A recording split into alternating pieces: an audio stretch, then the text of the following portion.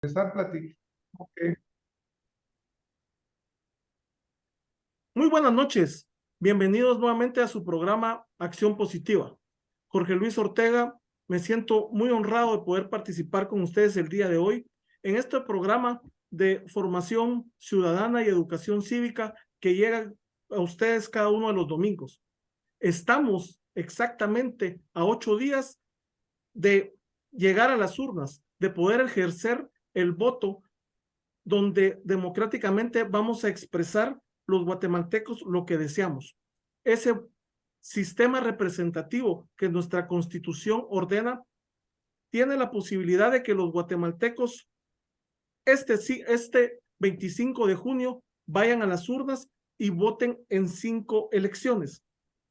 Realmente es algo que debemos de revisar en nuestras leyes si nos conviene seguir eligiendo cada 4 años 5 elecciones o debemos de irlo dividiendo para que pueda tener un mejor sentido la elección. Como repito, somos un sistema representativo, nosotros vamos a delegar como población ese poder en nuestros representantes. Hay muchas situaciones para esa representación que debemos de ir revisando, como es el tema de los diputados, que ha causado mucha controversia de que no se conocen a quienes están eligiendo. Hay que irnos al tema de listas abiertas, hay que reformar la constitución para que los distritos electorales sean más cortos y que podamos ir alcanzando y sepamos quiénes realmente son las personas que nos están a nosotros representando. Pero hay otras cosas que también a los guatemaltecos les vienen preocupando, como es el tema del financiamiento electoral. El financiamiento electoral ha sido algo que tanto privado que se ha tratado de ir en las leyes electorales desde sus reformas del 2006 hasta las reformas del 2016, tratando de ir encontrando una paridad entre los partidos políticos. Esto es en cuanto al financiamiento privado, para que puedan existir esos techos. Hay otra preocupación, el tema del financiamiento público. Esos $2 que anteriormente eran 2 quetzales, $2 que por cada voto emitido, tanto para candidatos a la presidencia o la vicepresidencia o para el listado nacional, pues se le entrega a cada uno de su partido. Para hablar de este tema, para poder ir platicando, el día de hoy nos acompaña el doctor Francisco Arredondo, quien es candidato a la presidencia por el partido Creo, y también nos acompaña el licenciado Diego Ronquillo, quien es fiscal nacional ante el Tribunal Supremo Electoral por el partido Creo. El doctor Arredondo, pues ya lo conocen, es nuestro director, es un médico, es una persona, un empresario, es un dirigente empresarial, un dirigente deportivo y es alguien que está con nosotros pues en este programa desde mucho tiempo. Diego Ronquillo es un abogado y notario bastante joven, quien pues ha incursionado en la política y que ha venido con nosotros trabajando cada uno de estos temas. Así que muchísimas gracias por participar. Doctora Redondo, buenas noches. Buenas noches, muchas gracias. Aquí, pues, siempre participando como ciudadano, aportando. Diego, muchísimo gusto de saludarlo. Muchas gracias por estar acá. Pues miren, ya el licenciado Ortega nos dio una descripción muy interesante, porque aquí hablando de los financiamientos, ¿no? Porque los financiamientos son un tema tan complicado, pero yo encuentro, Diego, muchísima gente que tiene muchas preguntas y muchas dudas. Por ejemplo, siempre dicen, ¿y por qué tenemos que pagarle $2 por voto a los partidos políticos, Diego? Bienvenido al programa y si nos quieres contar un poquito de dónde se originan esos $2. Claro, ¿qué tal? Qué gusto de saludarles a todos por ahí. Eh, Doctor, ¿cómo le va? Qué gusto poder platicar este tema. A Luis Ortega también y a todas las personas que nos escuchan y nos pueden ver. Sí, este tema del financiamiento de los partidos políticos es un tema muy importante que se ha dejado un poquito en el olvido durante este proceso electoral. Sin embargo, es importante que el televidente recuerde y también tenga en la memoria que el financiamiento a los partidos políticos es una norma que está en la Constitución Política de la República de Guatemala. En 1985, los diputados constituyentes establecieron en el artículo 17 de las disposiciones transitorias, me voy a permitir leerlo muy rápido, que los partidos políticos gozarán de financiamiento a partir de las elecciones generales del 3 de noviembre de 1985, lo cual será regulado en la ley electoral y de partidos políticos. Ahora brinco para la ley electoral y de partidos políticos.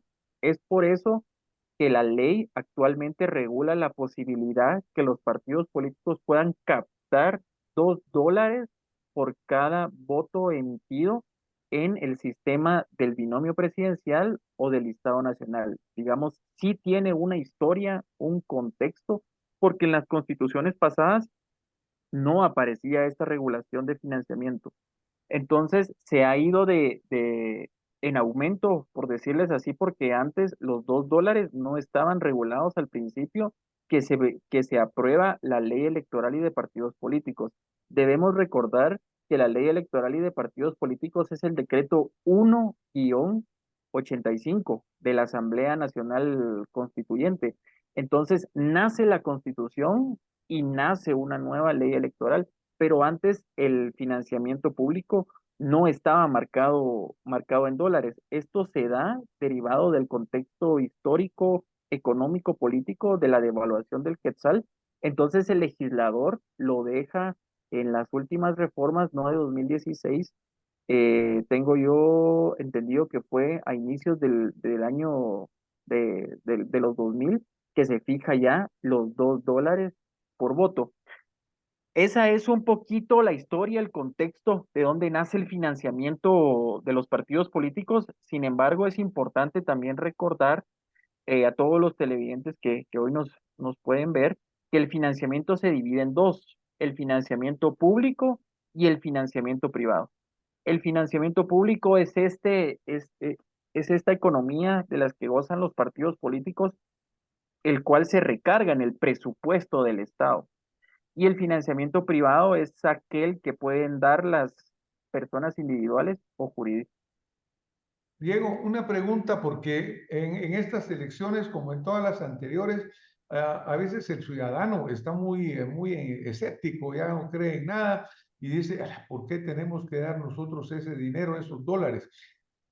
¿Qué votos cuando uno llega a votar en las 5 papeletas? ¿De cuál de las papeletas es que se genera ese voto o es de todas las papeletas? Esto ¿Qué es muy, voto del ciudadano es el que va a ir para aportar esos $2? esto es muy importante. Básicamente el artículo 21 bis de la Ley Electoral y de Partidos Políticos establece que para hacer el cálculo de los votos se tomará los de mayor cantidad dentro del sistema de elección de binomio presidencial o del listado nacional. ¿Qué quiere decir? Si el partido político A tiene más votos en el listado nacional, será tomado para el cálculo de los $2 los votos del listado nacional. Y si el partido B obtuvo más votos en su elección de binomio presidencial, de ahí se tomará la cantidad de los votos totalmente emitidos para la entrega de los $2. O sea que los votos que se generan para los alcaldes y para los diputados distritales, digamos que no suman a esa deuda política. Así es, no suman los votos de alcaldes, de diputados distritales, digámosle así, y de diputados al Parlamento Centroamericano. Estos no otorgan el beneficio del financiamiento público. ¿Y cuándo reciben los partidos esos fondos, Diego? Digamos que la próxima elección es ahorita junio del 2023. Ahí van a ser electos los candidatos a diputados y solo queda pendiente el binomio. ¿Qué tiempo después de la elección reciben los partidos esos fondos? Es importante que entendamos también que para recibir estos fondos, el partido político por lo menos debe ganar una curul en el Congreso de la República. Un partido político que no gane una curul en el Congreso de la República, básicamente se le inicia un proceso de cancelación. Entonces, el dinero se entrega en 4 cuotas. en 4 cuotas anuales dentro del periodo constitucional. Recordemos que el periodo constitucional en Guatemala es de 4 años y entonces la entrega es de 4 cuotas, una en el primer año, otra en el segundo año, tercer y cuarto año. Vale decir que dentro del cuarto año se supone que es el año del proceso electoral. Los partidos políticos pueden destinar esta 4 cuota a campaña electoral.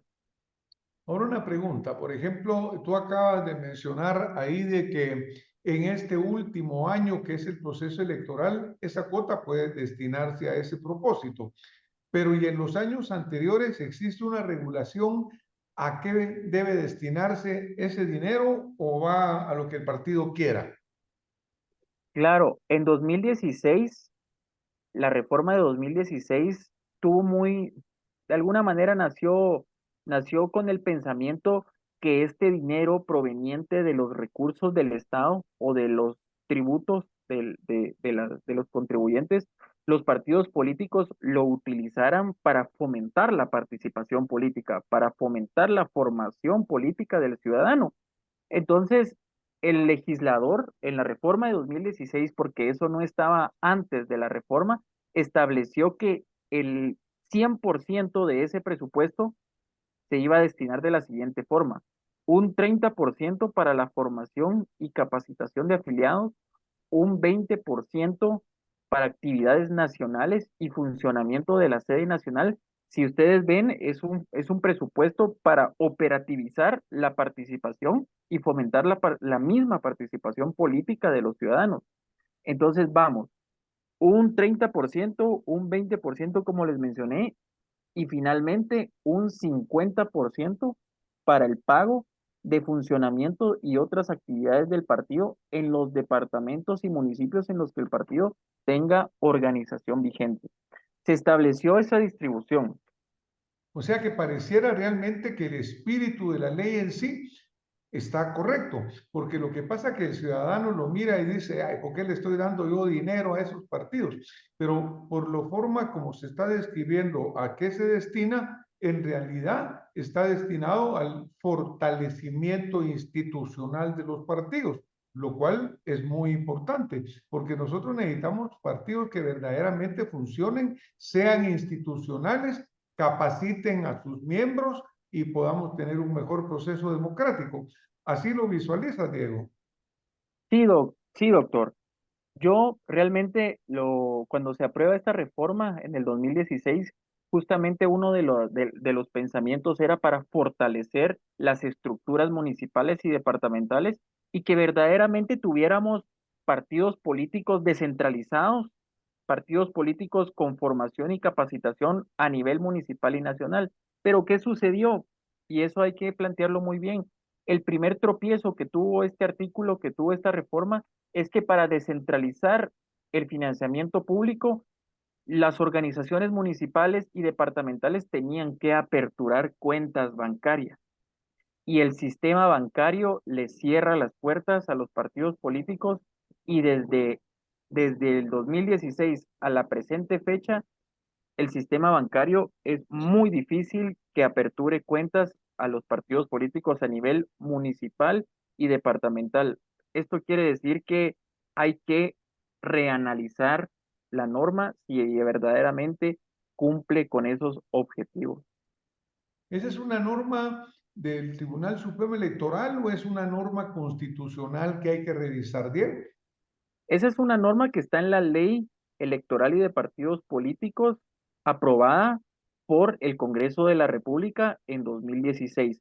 Recordemos que la ley electoral y de partidos políticos tiene un rango o una jerarquía que es la jerarquía de una ley constitucional.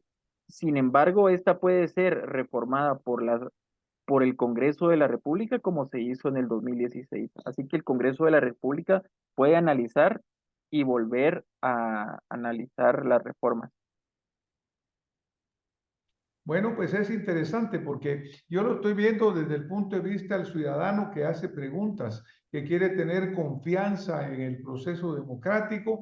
Tú sabes que los partidos políticos se han desprestigiado muchísimo y las explicaciones que estás dando de que se busca descentralizar institucionalizar. Yo creo que es bueno que lo conozca el ciudadano para que no sienta que ese dinero que está saliendo de esos $2 por el voto al binomio presidencial y al Estado Nacional de Diputados no está siendo mal utilizado, sino que se está usando correctamente.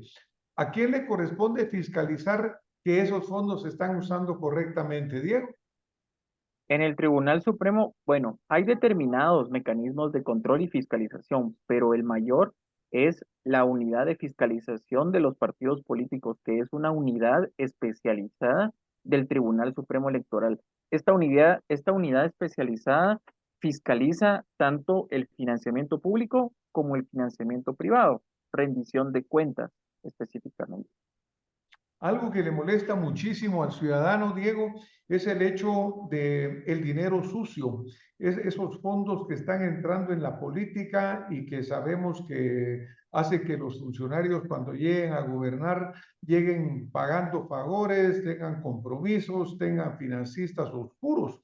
Ahora, ¿cómo puede un ciudadano o cuál es el mecanismo por el cual cualquier candidato al puesto que sea, porque todos tienen que registrar? Si alguien, por ejemplo, quisiera saber quiénes son los financistas que están apoyando mi proyecto político, un ciudadano, ¿cómo puede saberlo? ¿O cómo yo puedo demostrar la transparencia de mi participación? Doctor, tal vez yo solo le agregaría la pregunta para el licenciado Ronquillo, ¿cuánto está permitido a nivel individual poder aportar para apoyar a algún candidato en lo personal si yo quisiera apoyar a alguien? Gracias. Excelente, muy buenas preguntas.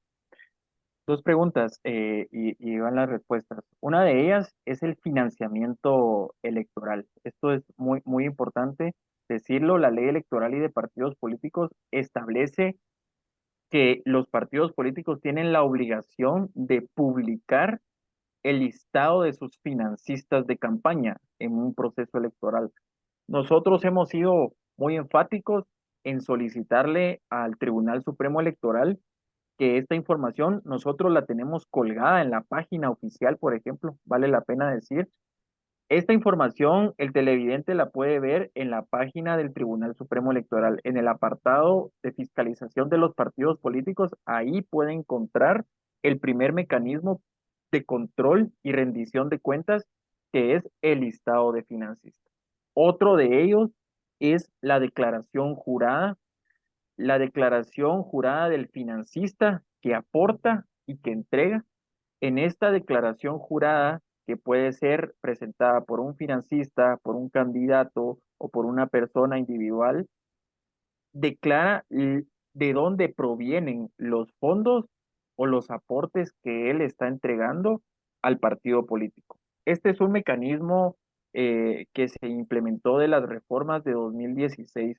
Así que todas las personas, todos los ciudadanos pueden ingresar a las páginas oficiales de los partidos políticos y los partidos políticos tienen la obligación de publicar este listado de financistas. Ahora, Y se cumple, Diego, se cumple que los partidos políticos lo ponen oportunamente esa información. no se cumple. La totalidad de los partidos políticos no cumplen con esta regulación, inclusive en proceso electoral. Los partidos políticos están obligados cada 15 días a entregar dos informes, uno de financiamiento público y el otro de financiamiento privado, sobre cómo se ejecuta este mismo financiamiento, a quién se entrega, qué se hace, qué se adquiere, para que el ciudadano pueda ver que efectivamente el financiamiento que recibe el partido político sea, primero, de lícita procedencia. Segundo, que sea invertido en los objetivos que la ley electoral y de partidos políticos permiten. Y tercero, la proveniencia de este recurso, sea público o sea privado. El ciudadano lo puede ver. Nosotros hemos sido siempre abiertamente. Hay otros partidos que el Tribunal Supremo Electoral ya ha iniciado determinados procedimientos administrativos porque no cumplen ni con la obligación de presentar estos informes, ni con la obligación de hacer público el listado de sus financistas. Y ustedes pueden observarlo metiéndose a la página del Tribunal Supremo Electoral y ahí indica qué partidos políticos no cumplen con esta obligación. Y siguiendo un poco la línea de lo que el doctor le preguntaba, ¿qué sanciones tendrían los partidos políticos al no cumplir con esta disposición de no publicar sus ingresos? Sí, estaba dejando en el tintero la pregunta Sí, del también. techo individual. El techo individual de todo financista, sea persona individual, es del 10% sobre el total del techo de campaña. Recordemos que el techo de campaña es aproximadamente de 36 millones para los partidos políticos. Esto representa que el techo del 10% para la persona individual o jurídica es aproximadamente de 3,5 a 4 millones de quetzales que pueden dar al financiamiento de una campaña. Ahora bien, lo que tú planteabas sobre las sanciones, la ley electoral y de partidos políticos regula determinadas sanciones, las sanciones pecuniarias están en el equivalente a dólares, desde $10,000 hasta $250,000 de los Estados Unidos de América. La amonestación pública o privada, la suspensión o la cancelación del partido político. Porque lo que sí es importante, lo que sí es muy importante, Diego, verdaderamente es de que se le garantice al ciudadano que en las candidaturas que está pensando en apoyar o a la cual piensa darle su voto, no haya financiamientos sucios o haya financiamientos oscuros. Desafortunadamente sabemos que el narcotráfico, que la narcoactividad, que los contratistas de esos que tratan de hacer negocios y dejar comprometidos a los candidatos están a la orden del día. Pero qué bueno saber de que existe la obligatoriedad de declararlo mensualmente, trimestralmente, y que eso se puede ver por el ciudadano, porque yo sí creo y estoy convencido que los guatemaltecos tienen el derecho de saber quién está atrás de los candidatos que eventualmente ellos van a apoyar con su voto. El dinero sucio es un cáncer y verdaderamente lo que mata la democracia. Es correcto, doctor. El financiamiento electoral ilícito es el cáncer de toda democracia. Eso es muy importante mencionarlo. Otra de las cosas que debe saber el televidente es que el financiamiento que reciben los partidos políticos debe estar bancarizado. Esto significa que tiene todos los controles de la Superintendencia de Administración Tributaria, de la Superintendencia de la Intendencia de Bancos, para poder hacer los controles cruzados de dónde proviene y de qué cuentas bancarias proviene el financiamiento. Nosotros tenemos controles suficientes para poder determinar y poder captar tanto financiamiento público como financiamiento privado, porque realmente quieren que les mencione una cosa, ha quedado también mucho temor, mucha duda, mucha incertidumbre sobre el financiamiento de los partidos y realmente a nivel internacional el financiar un partido, una campaña, no es un acto que vaya en contra de la ley, es un derecho político, lo ha reconocido la Corte Interamericana de Derechos Humanos.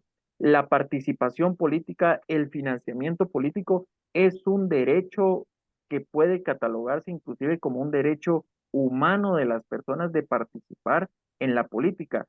Lo que se ha, lo que se ha maniatado, digamos así, o satanizado, es el financiamiento que, como usted menciona, doctor, ese financiamiento ilícito que proviene de estructuras ilícitas del Estado y que financian a esos partidos para poder gozar de privilegios. Eso es lo que nosotros tenemos que eliminar y los controles en la ley deben de ir a cabo para poder reducir el financiamiento electoral ilícito.